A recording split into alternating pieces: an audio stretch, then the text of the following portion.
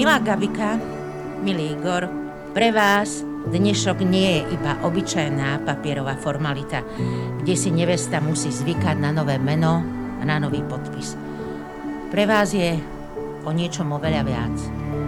O láske, za ktorú ste ochotní niesť aj zodpovednosť. Zodpovednosť za to, že ste ľúbení, že ľúbite a že je tu niekto, kto sa o vás bojí a kto na vás doma čaká.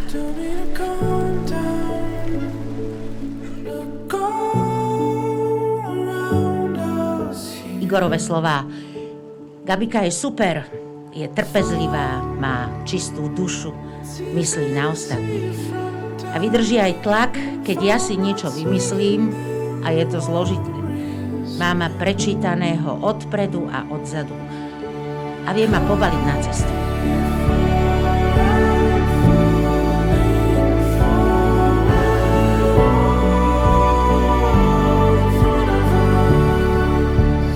A Gabikine slová.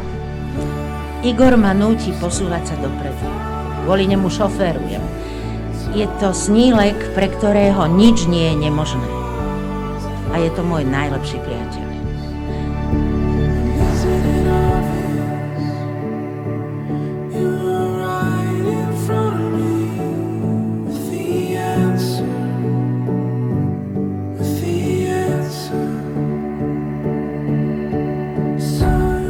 Ženích Igor Michalčík. Či dobrovoľne vstupujete do manželstva s tú prítomnou nevestou Gabrielou Homoľovou? Áno.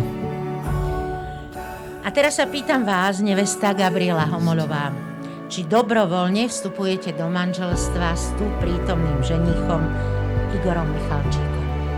Áno.